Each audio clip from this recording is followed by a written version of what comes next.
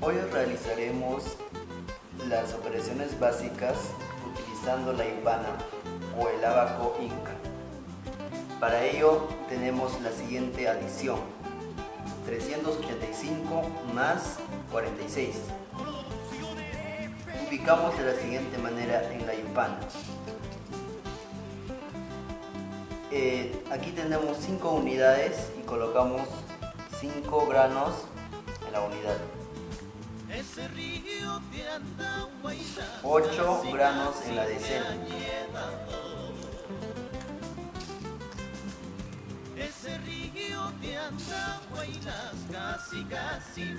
Y ahora 3 granos en la centena. Esto equivale a 385 unidades.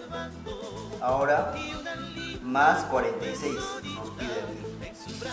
Y ahora estamos aquí 4 granos en la decena y 6 granos en la unidad.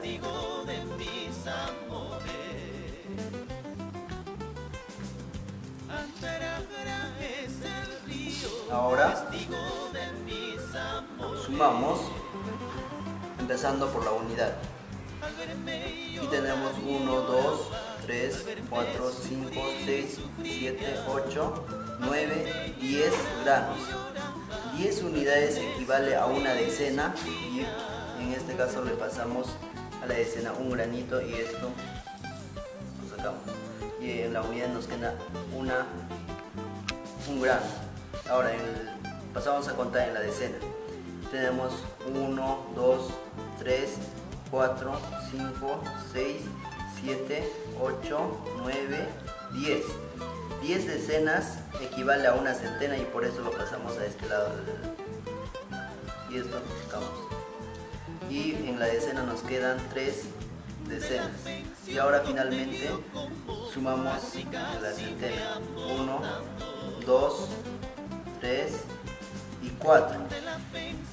Y la respuesta, por respuesta tenemos 4 granos en la centena, en la decena tenemos 3 granos y en la unidad 1 grano, que equivalería a 431. La respuesta de esta adición sería 431. Profesorita, profesorita, qué buena plata.